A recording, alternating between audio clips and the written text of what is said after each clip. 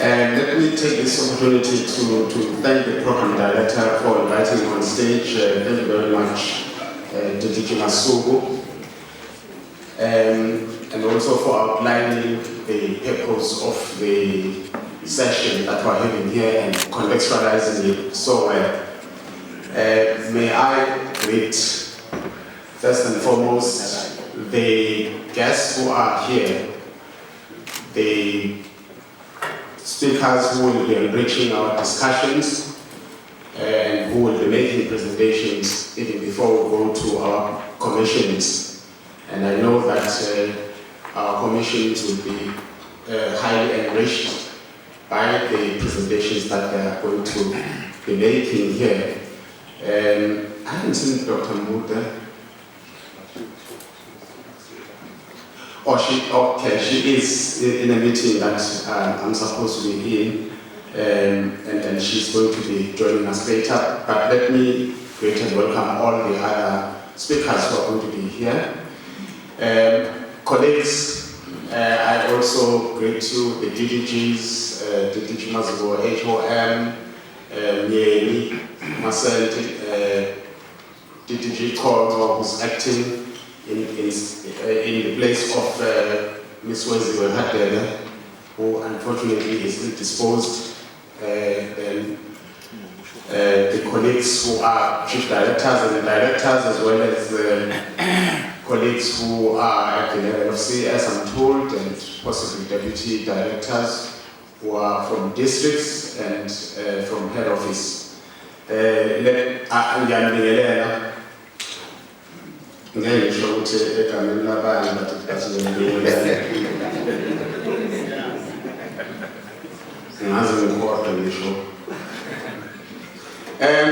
Colleagues, the DDG has outlined why you are here, and therefore the nature of the presentation that I'll be making is different from what you would anticipate from a head of department and accounting officer in a situation where we are having a planning session.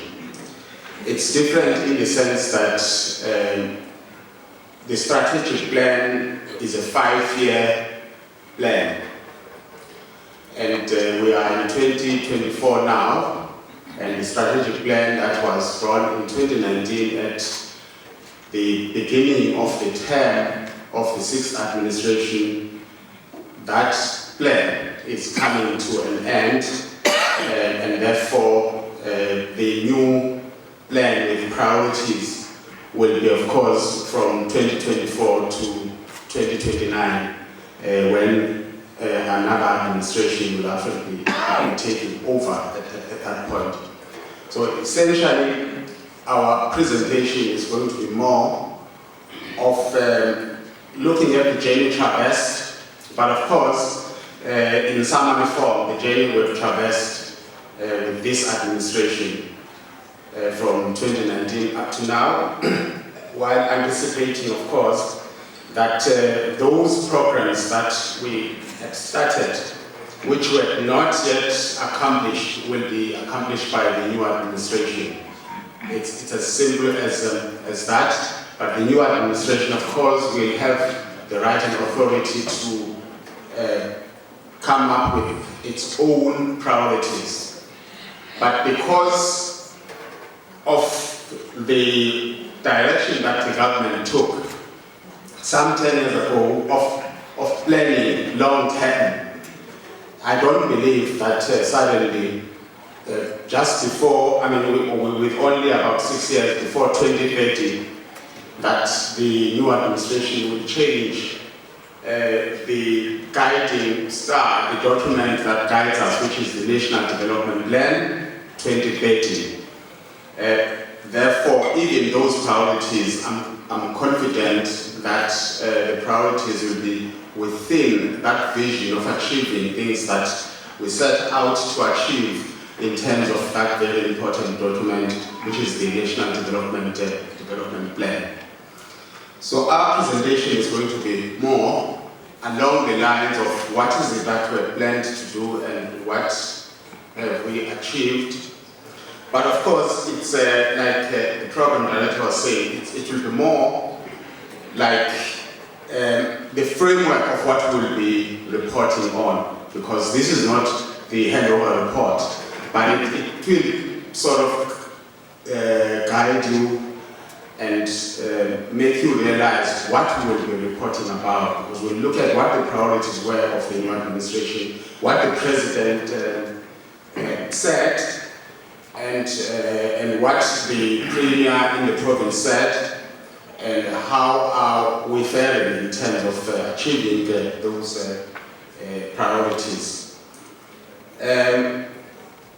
Before I start though, let me also indicate that the MSC has apologized because there's a sitting of the legislature going on as we speak. It's the budget speech debate of Treasury, in fact, of the MSC Finance is going to be leading there. And on days such as those, obviously, all MPLs and all MPCs are supposed to be there. Clearly, in order for the vote, on the budget that the MSC Finance would have given.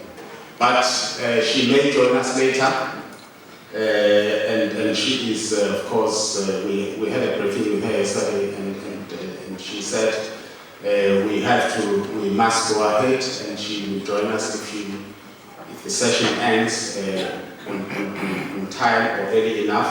She will be joining us. But definitely tomorrow she will be with us, and she will actually take the honor of closing the session that we're having today.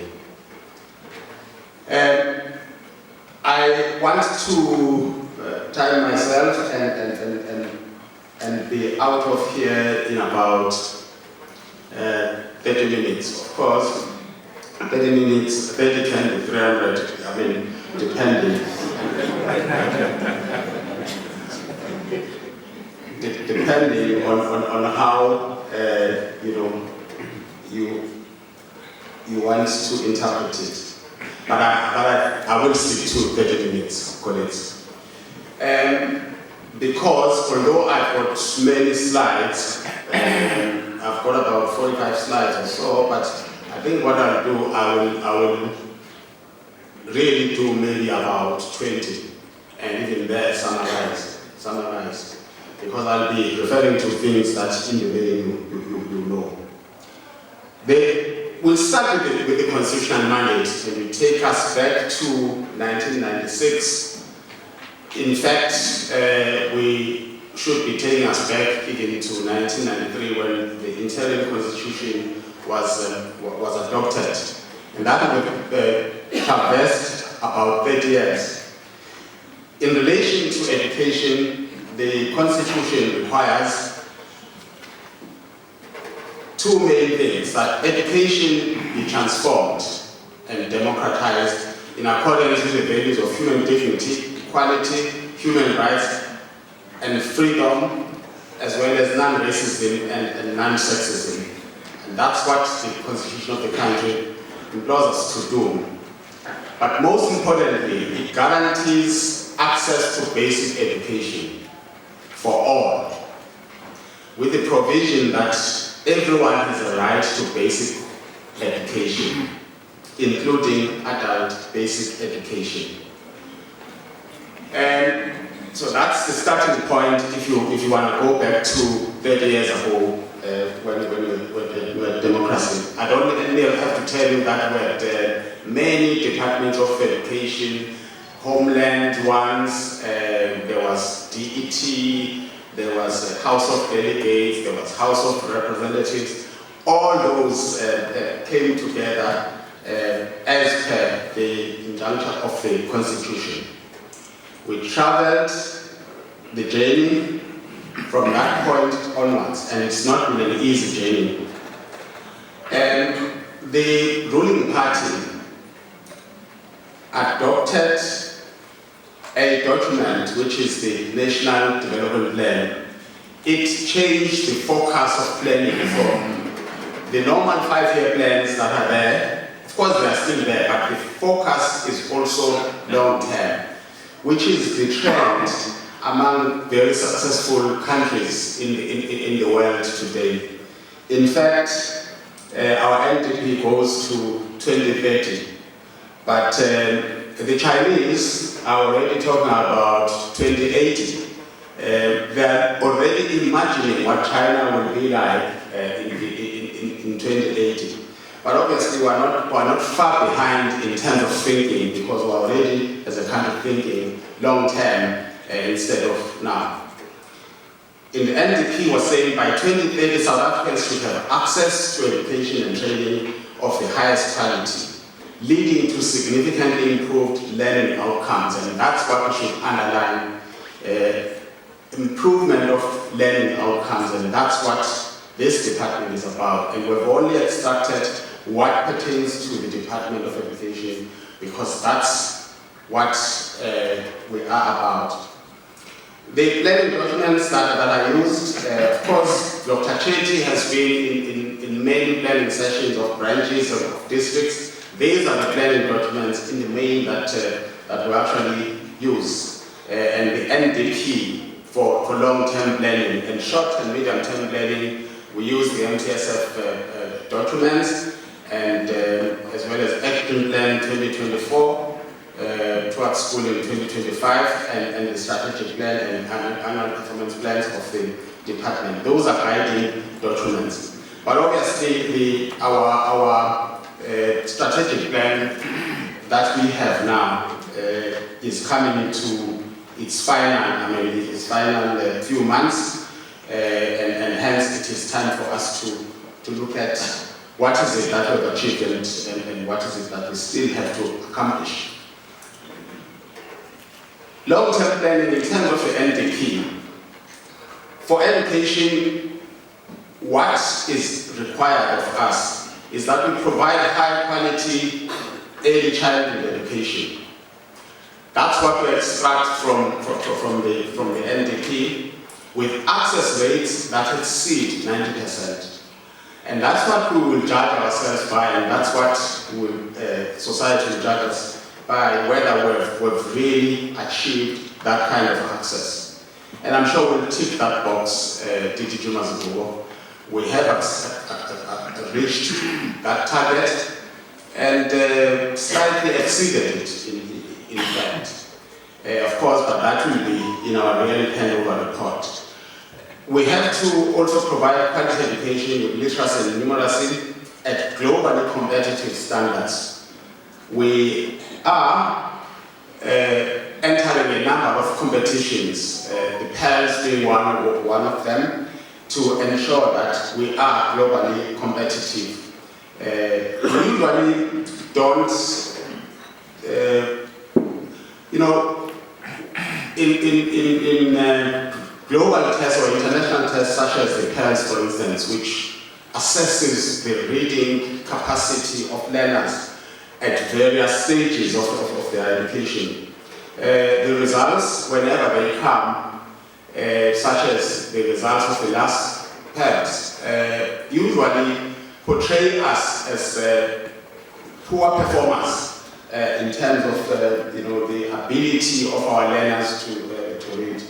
And in the process of what then gets hyped up in the media, people forget one thing, that because we want to be globally competitive, we enter and participate in those global tests, voluntarily so. And there we compete with first world countries. So when it is said that our learners are not performing at the right level, we are portrayed as a department that's actually failing.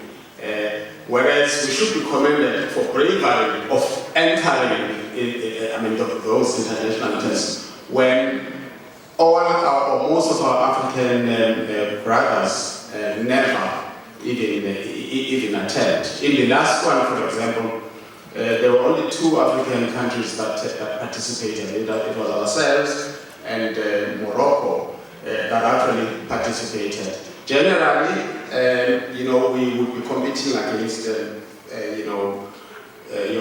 first world countries of this world, but it serves the purpose of us measuring ourselves against the best in the world, and it helps us to actually improve and see where our weaknesses are. And that is why we have a reading strategy, for instance, coming out of that. That is why, coming out of SATMEC, we would have a math strategy, for example, in order to deal with the weaknesses that are pointed out by those tests. Of course, some of the things are not a reference to us, because there's a Department of Higher Education that deals with some of this. The expansion of higher education sector and towards rising incomes, higher productivity, and the move towards knowledge-intensive economy. We are also required to ensure a wider system of innovation that links key public institutions with areas of the economy consistent with our economic priorities. And which is why in the Department of Education we have focus schools, for example, and we are focusing on subjects which were not there before, which aim at ensuring that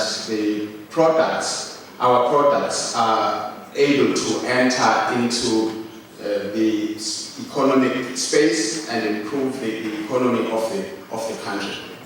Let's move on to what priorities did this department set out.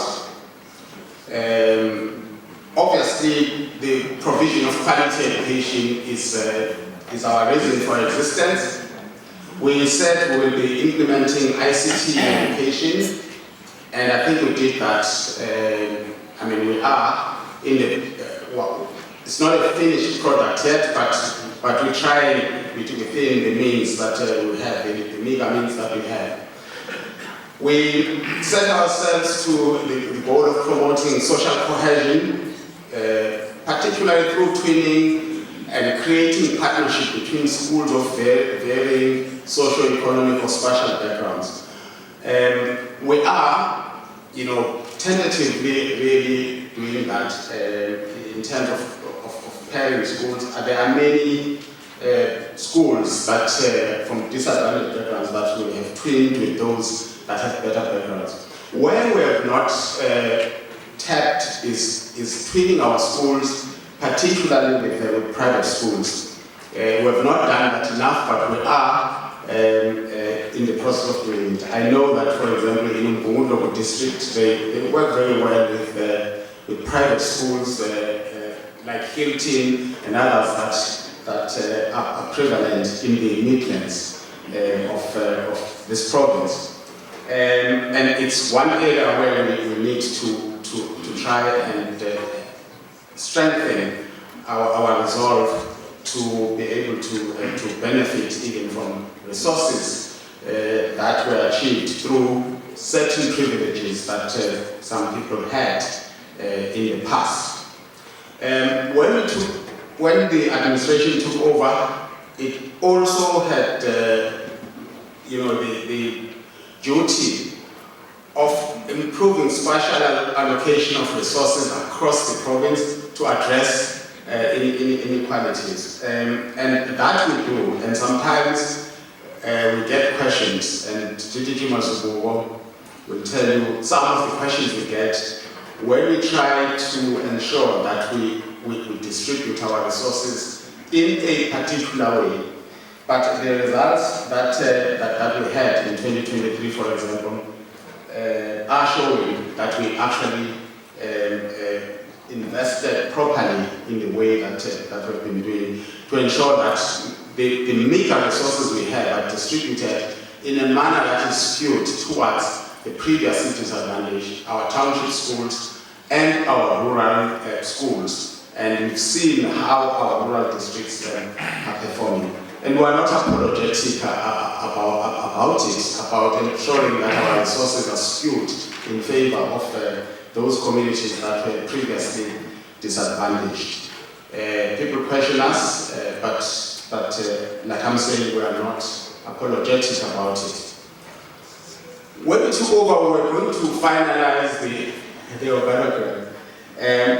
There was an organogram in 2019. I think we don't tick that box. We still haven't. And we won't, because there's a new administration that's going to be taking over. So we won't. I think there we get a good 0%. We didn't.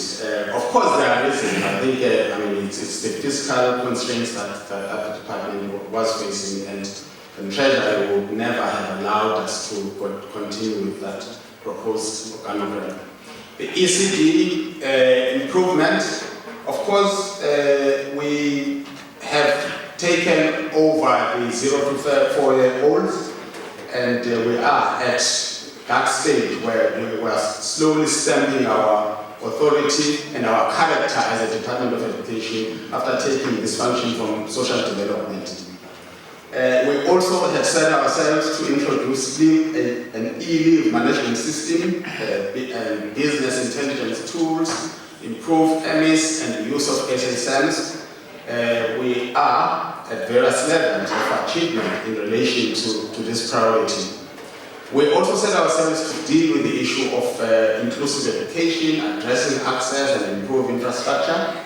And we've done quite reasonably well in the circumstances in relation to this. Special schools that we are building and special schools that we have already built and opened. And we committed ourselves to improve school infrastructure overall and to introduce a 3-stream model, including introduction of coding and robotics.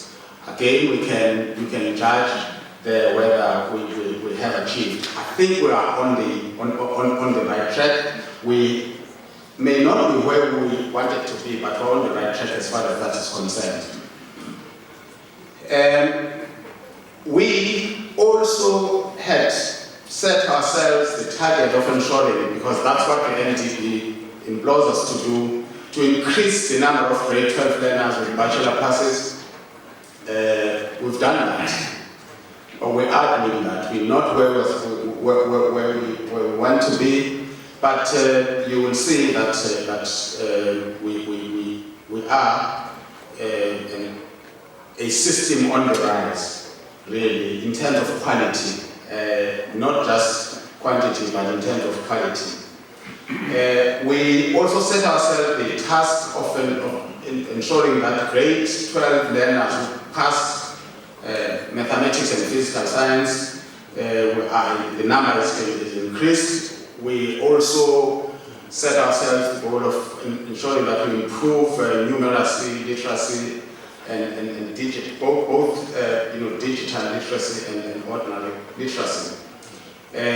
We also set ourselves to implement the 3-stream model and focus schools, and we are progressing there, limited of course by the finances, and the sector also in this administration decided to introduce multiple qualifications such as the general education certificate.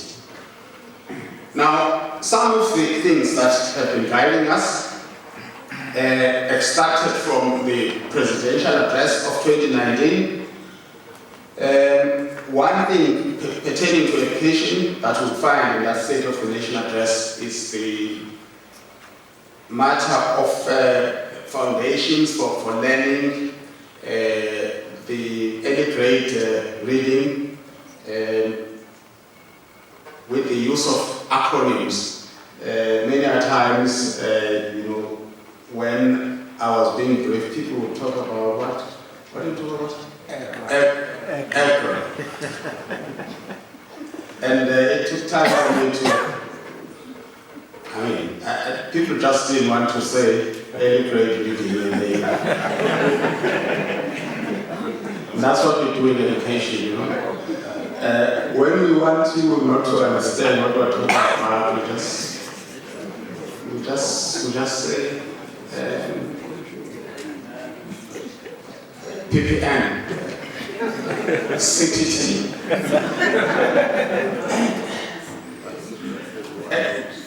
And we create all kinds of acronyms which nobody understands. And the interesting thing is that when we speak those acronyms, it's like we assume that everybody knows what we're talking about. In fact, it's like we're saying, you should know. Why can't you? And so I think you know, we've got that strategy. The migration of 0 to 4-year-olds from DSD to us, it was an injunction from the State of the Nation in 2019, and it has happened indeed. With teething stages, but I think we are on the right track towards ensuring that that transition is smooth. The main challenge really here is the resources, particularly financial ones.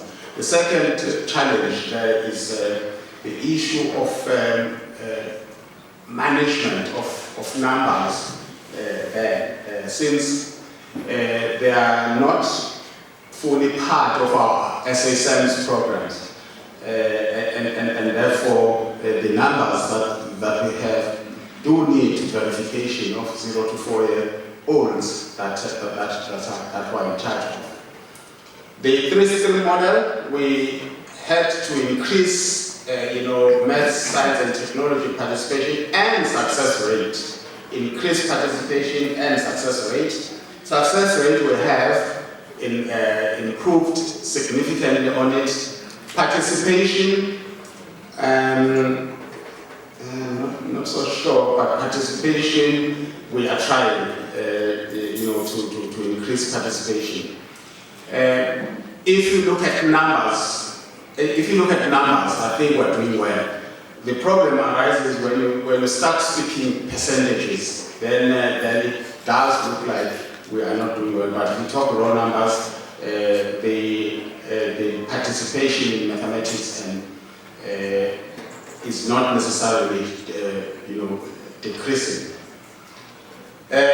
We also the President also indicated that we must incentivize and promote the teaching profession by paying tribute to teachers and do everything within our means to value, equip and empower them.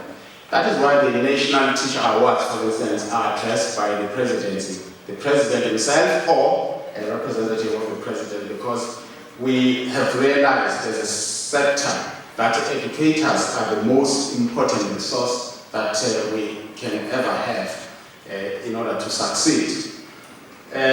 We also committed to enhance incentives and implement standards to promote status and quality of the teaching promotion. And some of these things that we do are aiming at that. In 2019, the Premier also gave us some directives that we had to do were to ensure that our education system functions optimally in a one connected pipeline from ECD, pre-primary, primary and secondary. And that is why whenever I've been speaking to our district colleagues in any meeting, I speak of that GET, FET continuum. And colleagues will realize why we would be saying that. We were also directed to closely monitor the performance of learners in the new subjects like civil technology, electrical technology, mechanical technology, technical mathematics. And when colleagues present or brief us about results, they make sure, Mr. Masuku, Dr. Penison, always make sure that there is a special focus on how we are performing on those subjects. And I must say, we're not doing badly, really, in those subjects. The results in grade 12 in particular, showing that we're not that bad. We were directed to the academic improvement plan that we have today has its humble origins in that meeting at Sibaya Casino, where we were doing, where we were looking at ourselves and saying, what happened? Why have we performed the way we have? The MSc then was MSc Nkosinathi, and she was the one who led us when we were doing that bounce back program, which later became our academic improvement program. From that point, you can see that we started improving. In fact, we never looked back from that point. We steadily kept improving. And one lesson that we can learn from that graph is that if you are down, improving is usually, if you are down there in the 60s, it's easy to improve by 5%, it's easy to improve by 8%. If you are, because we're starting from a low base, you are the most improved, you are this and that, because of the base from where you are starting. Improving becomes slightly more difficult the higher you are. And that is why if once you reach 80, for example, it becomes slightly more difficult. I've never had anyone who improves from 80 to 90. It's unheard of. But I think we almost did it at some point. From 2019, of course, I think we must say that what then happened in 2020, in 2021, we dropped. Because there was that element of COVID. So we dropped, but we didn't drop too badly, given the circumstances that this province actually faced. Because this province didn't face just COVID. COVID in 2020, in 2021, it faced double problems, really, of COVID, and then there was that July 2021 unrest that happened, the looting and so on, the riots that were taking place all over after buying meat in warehouses where it was still kept before it had to go. But in spite of that double-edged problem, we dropped to about 76%, and we had to rise from there. In 2022, we rose to 83%, and in 2023, we rose to 86.4%, which is the highest we've ever reached as a province. And we have to thank our teachers, thank our managers in our schools, the principals. We have to thank those circuit managers who run those schools, and we have to thank those sales heads, and most importantly, thank the district directors who run that for the good results that were achieved last year. I know that there are celebrations all over now, circuits and so on, and we want to be there in those celebrations, but we can't attend all of them for the simple reason that we're trying to mind our weight, because there's a lot of meat that gets served there. We want to be able to fasten our shoelaces still, which can be problematic. But we do attend wherever we can, and we have a right to celebrate, colleagues. We have a right to celebrate, but I know that we're celebrating responsibly in the sense that we know that 2024 means a steep challenge for us, because to move from that 86.4 to 91 at least is going to be, require us to raise our game. But we are capable. And the good thing about our system now is that all managers want this system to succeed.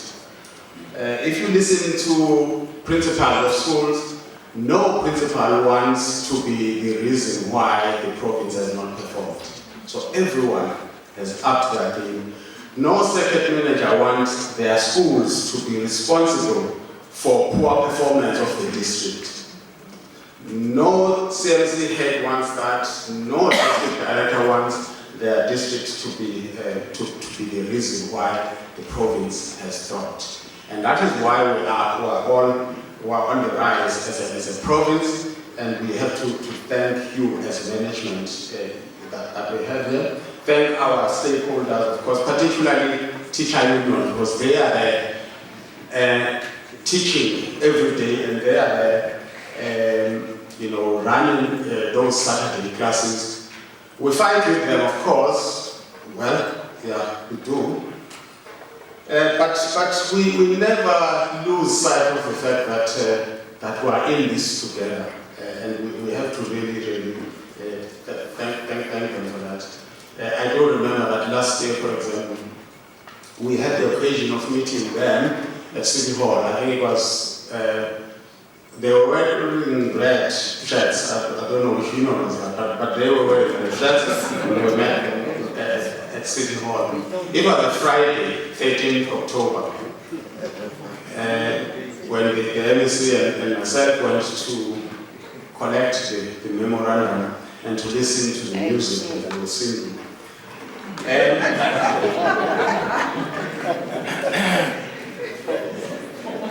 But in spite of all that, I think the main issue that they were raising was that because we were unable to, we were challenged in providing the resources in schools. The strike was not about wages of teachers or conditions of status of teachers, but in the main, that march was about resources in schools. That's why they were talking more about norms, for schools. But the point I want to make is that although they were there on Friday, on Saturday, I went around and I found that they were running Saturday classes. The same people who had met us in a different setting at City Hall, the following day, they were out there teaching. And that is the unique relationship that we have, where there's conflict, of course, but there's also a lot of cooperation going on. We want to thank all the leaders of organized labor for the achievements that we had in 2023. And we hope that 2024 again will rise higher. And not only are we improving, in terms of numbers, but we're also improving in terms of quality. Our bachelor classes show that we are a system on the rise. Really, we are on our way up. In 2023, I think we were above 45% or so. Yes. In other words, we rose even from the highest that we were taken the province at. When the administration took over in 2019, the bachelor pass rate was at 37%, but now it's about 45%. The rest of the presentation will be looking at a lot of graphs, and I'm not going to bother you going through it, except just to point to things that I think are important. We have huge numbers in terms of NSC, and that everybody knows. Because we've got these big numbers, it means we determine what happens in the country. The results of the country are determined by how KZN performs. If we don't perform well, the country won't perform well. But I think what's commendable, of course, is also that in spite of the big numbers, we've been doing well, hence the 86.4% that I was talking about right now. In gateway subjects, we're struggling, but we are trying to improve. The greatest improvement, of course, which we should be proud of, is that of how we are improving on mathematics and physical science. We have really improved a lot there. I mean, our target was to get to about 60%, but we got 64% in mathematics, which is a big achievement. And one of our districts is top in performance in mathematics, and that is Umlazi district, top district in performance in mathematics. And most of our districts are doing very well in mathematics. We are really on our way up, and we are living up to our mission of being an innovative hub for quality teaching and learning. That graph there is simply showing bachelors in terms of numbers now, in terms of actual numbers, and it's showing that we are improving even in terms of real numbers as well as in terms of percentage. One thing that I can mention about this is that we were declared the province with the highest number of bachelors, although we came second overall. But when it comes to quality, we're number one. And that against, and that tells you something about number one. Number one in the country has a total number of candidates. That's about Umlazi district. This is quite a few candidates from Durban. They entered about 31,000 and we entered 170. So they entered 31,000 candidates and they got 89% or so. And we followed as second at 86%. But look at 31,000 and but when it comes to quality, the percentage of bachelors that we got as KZN is higher than the percentage of bachelors that they actually got, in spite of their numbers. And that's the narrative that we've turned upside down, really.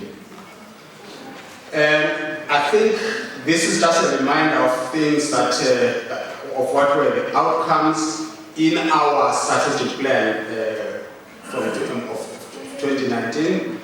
And in 2019, this is the organogram that we implemented, or that we were implementing in order to drive the programs of the sixth administration. And here are the programs of the department. If you talk program 1, we're talking administration. Program 2 is public ordinary schooling. Program 3 is independent schools. Program 4 is special schools. And those are the programs along which our budget is structured. Up to program 7, which is for public ordinary schools, and program 6, which is infrastructure, and program 5 is your ECD. And those are our project. Now, in this administration, this is how we've been, trying to respond to the priorities that we've had. But I think I've already mentioned some of the things that we've been doing in terms of building schools, ICT, as a vehicle to support teaching and learning, improving on it, and we've been trying to improve leadership and management. And even if we say so ourselves, I think the colleagues need to be commended for trying everything to improve efficiency and to make learning spaces habitable with some of the things that we're doing. For instance, the eradication of asbestos in our schools. One program, which of course were hampered by the lack of financial resources, which are made worse by the fact that infrastructure grant has actually been cut. We are also a province that faces, in Kanyamba, if you call it storm damage, that's English, but actually it's not just storms. In Kanyamba, deals with us in this province. From time to time, it does deal with us. What it does though, it actually is saying to us, we've got to look even at, as infrastructure for example, we've got to look even at the quality of our buildings and our schools. Because, I was driving to Helebwana one time, and I saw a school on the left-hand side of the road, just before you get to Replay. There's a school there called Mlozana, and the roof had been blown away. Then I looked around, and I saw houses there, Omakelwa, and their roofs were intact. So,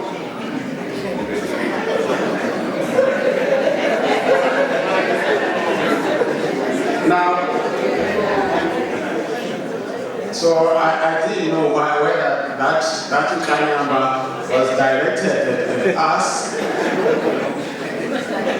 But the message that is being sent from that, just when you're driving you observe this, the message that you must get as an accounting officer is that maybe we have to look at the quality of our buildings as well.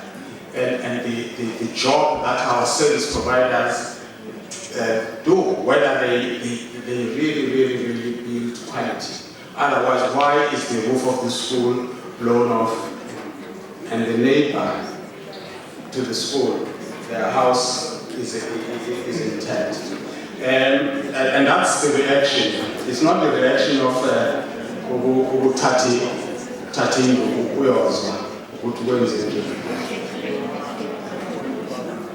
And one of the challenges that we're doing, and this is important, colleagues, is one of the challenges that we have is sanitation in our schools, and hence we have this matter of eradication of teaching latrines in our schools. Because it's 2024, and because it's March, and because in May, on May 29 there are the elections, we must expect, and it's happening already, that some political parties will go to our schools, and they are doing it already. And when they go to our schools, they go there and look for that, literally. And that is why one of the places they go to is our sanitation facilities. And when they do find that, they then go to the media and then they say, look at the condition of sanitation facilities in that particular school.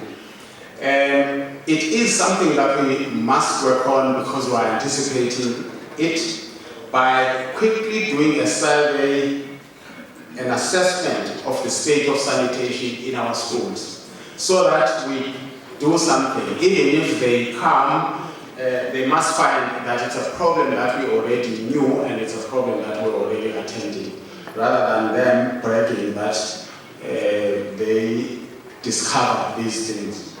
They are going around our schools doing a lot of things. You know, they go to our schools and especially our small non-viable schools. They go to them and then they say, yeah, there are only 2 teachers. What can you do with 5 teachers in a high school?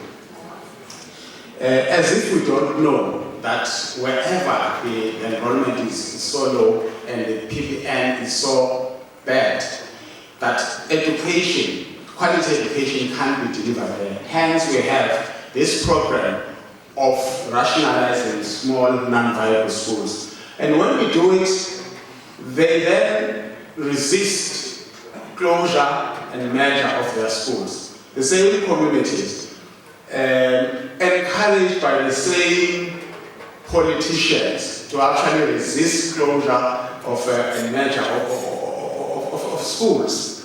And forgetting that the very reason why we want to close and merge them is because of quality education that we are concerned about. You know, but they turn those things around, and we all have to develop a thick skin of managing those situations that we are going to be facing, which are going to be intensifying, if they are not intensifying already, in our district, where they point to all those things as if we are not doing anything to resolve them. Manage the situation of Amakhosi Izinduna who resist measures, particularly because, you know, one of the problems we have is that we don't have enough budget for learner transport. But we do try to give schools more than they should be getting in terms of formulas that we have. Right, and all this now is weapons for you when people confront you. This, what you see there, embracing ICT in education, and what is it that we're doing. This is just there purely for you to look at on things that we've done, so that all of us are empowered to respond when we are confronted by people who have certain motives, as if we are doing nothing as a department. We know we've got many shortcomings, but to speak as if there's nothing is being done, and to actually try and denigrate the department and take away some of its successes for expediency is something that we should, that we must expect is going to happen, and in an intensified way these few months. On ECD, of course, it's one of those things, but I wanted to ask us to see what the picture is like there. 95,468 children are subsidized through the equitable share. And when people talk about ECD and challenges that we face, they will say something like, I feel I because we grant. This is an education grant which is purely just for ECD. But these figures are showing you that actually the majority are under the equitable share, which is highly stressed and struggling. And 46,475 are subsidized through the conditional grant. We have achieved many things, you know, particularly in the branch curriculum. Of course, the results in all grades are actually shown. On the finance side, of course, we are struggling, and that's the summary of where we are. We are struggling, and people tend to read or hear that we have about 62 billion inclusive of conditional grants, and they believe we are rich, when in fact we are not. Because the bulk of our, 90% of the budget of the Department of Education goes towards paying salaries because we are labor intensive and we can't do without labor in our operations. We can't do without teachers. Even with the best of technology available, we still need work bodies, we still need teachers. And that's where the bulk of our money goes. At the end of January, at the end of February, our expenditure stood at 57 billion. And that's about 91% spent on our budget. But we already are projecting an over expenditure. We're already in January projecting that we overspend by 811 million. And we are projecting that at the end of the financial year, we will overspend by about 782 million. All because of the compensation budget, particularly because the wage increment was not financed to the full. Only 78% of what is owed to us was financed. Hence, we've been struggling to pay, certain things like your norms and so on. Our norms and standard allocation, of course, have remained stagnant for years, and they are not where they should be. But what has been quite difficult in the financial year that's about to end is that we were unable even to pay, adequately our schools. But like I have said, I don't believe it's going to be worse. No, it will be bad in 2024-25, but we are unlikely to find a year that's worse than 2023-24 financial year. The rest of the presentation is looking simply at things that might be of interest to you, to look at what do we look like when we talk about the state of education in KZN. One thing that we wanted to look at was what is our age spectrum in the department. Age. Are we an aging department? Are we infusing enough young people into the system? Right? We have teachers,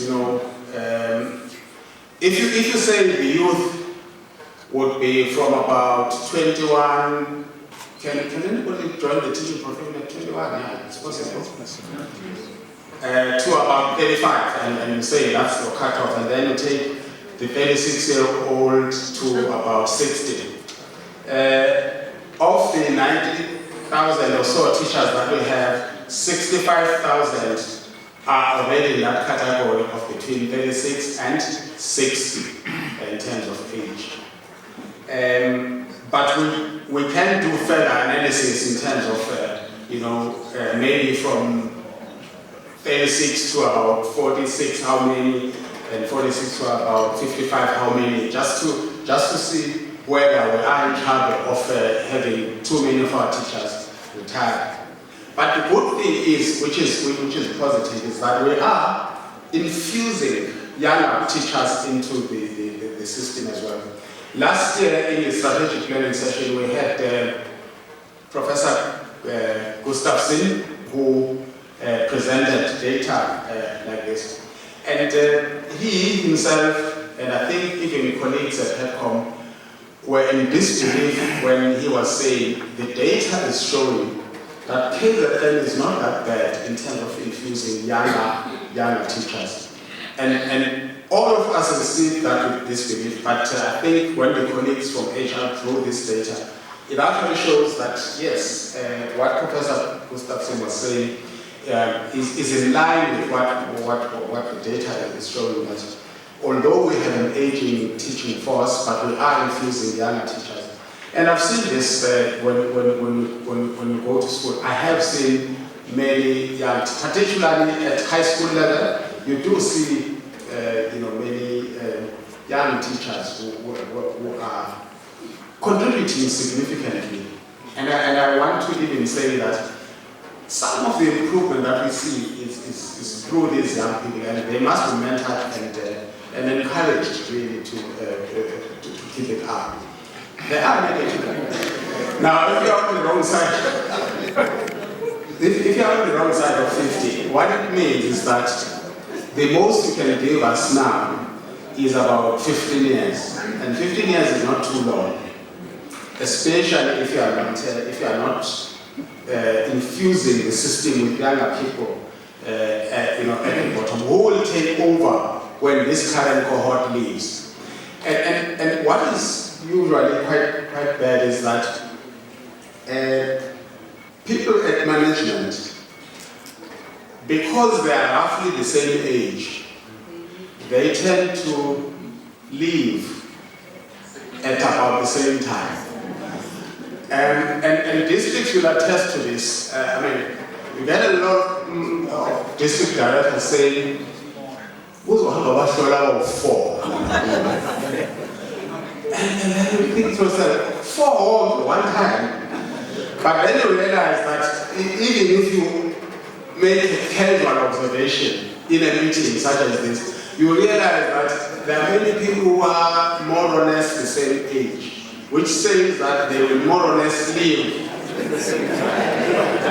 within a year or so of each other, and some will live together. And that's the risk that this department is actually facing. I think the last thing that I want to talk about as I conclude will be one of the key things that we want to achieve, and that we wanted to achieve even during the 6th administration, is good governance. Good governance, which would be seen through how we manage the system, how we manage the public service, such that we really live to the expectation of an ethical, developmental, state, with public servants who really understand their role and who do the work to the best of their ability, even if they are not police. And that is where we have been trying to concentrate. But of course, in the public service in general, it's some of the things that even the public is complaining about, that maybe we don't ensure that our government or our public service entails and ensures that government manages all its resources effectively through appropriate accounting and reporting systems. We are trying to improve on that. That we should be focusing on public expenditure management, civil service reform, and parastatal reform. Even changing the mindset of our public servants in our country. We have been trying to improve on accountability. One of the things that the public complains about and other oversight committees will complain about is lack of consequence management and accountability. Of course, they exaggerate sometimes, but when we introspect ourselves, we can see, when we do introspection, we can see that maybe they have a point.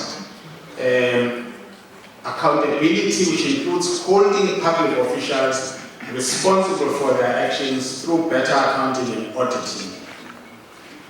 Decentralization to ensure micro-level accountability, that all levels up to the school in our case are accountable to consumers and supporting the role of non-governmental organizations. Being accountable to your clients, to your consumers, is one thing that is lacking. And that's what I indicated before. that one of the weaknesses of the accounting or accountability part of the public service is that we tend to account to ourselves, we tend to assess ourselves, we tend to praise ourselves, and we do not include our clients in assessing ourselves, for example. I mean, your IQMS, your QMS in schools consists of self-assessment. It used to have peer assessment and assessment by your supervisors and so on. It doesn't include, even at high school, it doesn't include the opinion of the people you serve. In other words, we don't ask learners that you teach what do they think. To assess you, we don't ask them. We assess ourselves.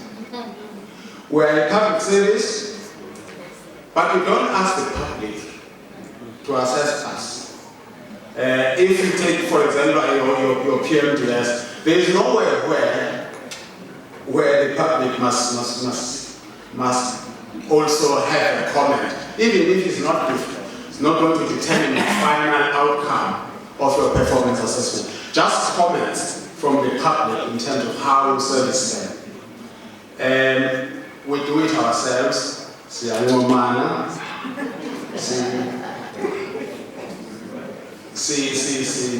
Pay progression, that's what we do. Without accounting to consumers, there's no accountability to consumers of our service. And that's what this administration had sought to do, and that's the area in which we must still improve. On government in particular, one of the things that we have to improve on are our audit outcomes. Over the past 5 years or so, we've been receiving a qualified audit outcome, and we have not reached a stage where we get a clean audit. In other words, an unqualified audit with no findings, which is a clean audit.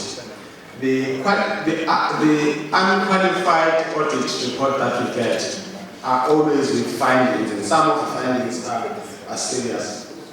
And that's an area where we need to really improve and ensure at least that we don't regress.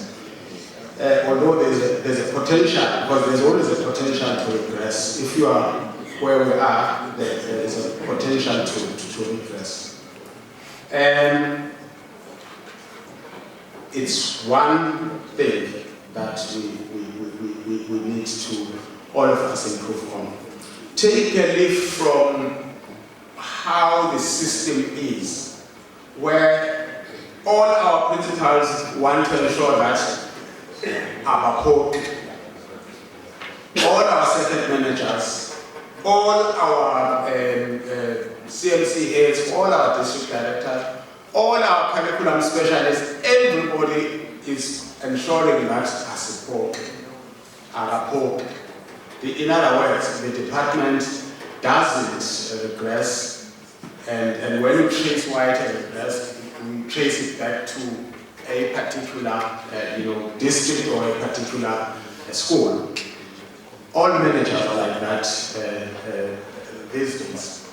So all of us must be like that. Everyone must say, not on my name, not on the component that I need. Should we be found wanting? And that's the attitude that we should have, and we should learn from our school principals. That's the attitude they have. So our focus then on good governance in 2024, which I've been speaking about, is to increase functionality of every subunit, every directorate, every chief directorate, and every branch. All of us, when I see all of us must do an introspection and say, is my branch fully functional? Will it contribute to good governance assessment in our department, every manager must say, not on my account. Team education, we must be a collective, work as a collective, and focus on performance and accountability of all those that we need as managers. And we must really ensure that we take seriously appraisals and things that have been set by oversight committees, and have a professional senior management service quality reporting. In other words, our reports and everything must show that that we're professional. Why education? In education, you hear people saying, when they talk about teachers, they say professionals, as if those who are in administration are not professionals. All of us must act professionally. We must focus again on managing good relations with stakeholders. Yeah, your SDP associations, your unions, we've got to focus really on that, on managing those relations. And we must improve certain things, like for instance, debt management. It embarrasses me when I talk about debt management, because we're not running a bank. So we shouldn't be talking about debt management as if so much on this. You see, when you're in a meeting and you are talking about debts, staff debts, and somebody is listening to you talking from the other side of the world, but can hear that this meeting is about debt management, I don't think they would believe it's the Department of Education. They would think maybe it's FNB meeting or AXA meeting, because they're talking about debt management. Why should people owe us? And it's one area that has been on our necks throughout. But I don't think that with the collective brains that we have here, we will fail on this one. We just must keep on thinking how we can improve this. And we must ensure that in our operations, more money, at least as much as possible, goes to our real operations. In other words, our schools, for example, even at the expense of some of the things that can be sacrificed so that we increase financial provision for our operations. And of course, we have to, all over wherever we are, encourage the culture of integrity and civil servanthood, which we must behave like civil servants, not civil chiefs. Civil servants lead as a servant. Servant leadership. I know people like Ubukhosi, and they, you see, by the way they address people. I listened into one colleague who was addressing the parents, and the first thing he said was, you see, I'm representing the head of the department, John Maharani. And that's the first thing. And he went on to represent.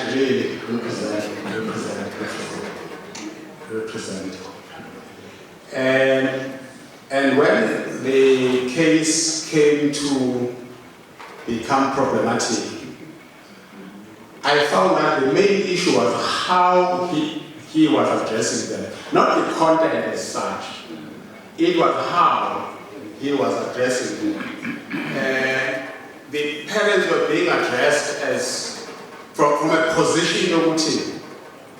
Hey, one, two, and all that.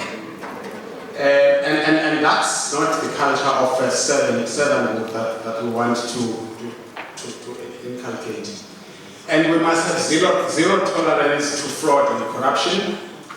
And if you commit those things, fraud, for example, we won't hesitate. We won't hesitate. Over the simple piece, and then sing a few of better 40. Yeah, we'll just get you arrested. Besides the signal processes, we'll get you arrested if you do these things. And we must make sure that our people don't go into this. As we don't want to really look at this young man who's about to lose his job because of corruption, because he was paying salaries of non-existent employees. And then we get asked, how did this happen by the AG? Which is something that happens under our nose as management. So umasko ungashiwo ukuthi how usengaza ukuphisa umntwana. No, if you do something like that, for example, you pay people who are non-existent, we can't just only discipline you internally. We also have a duty to report this to the law enforcement authorities. And remember, in terms of the PFMA, if I don't do that as a county officer, I become complicit to the crime, and therefore I can be sent to jail. And I don't want to go to jail. Even to accompany you to jail.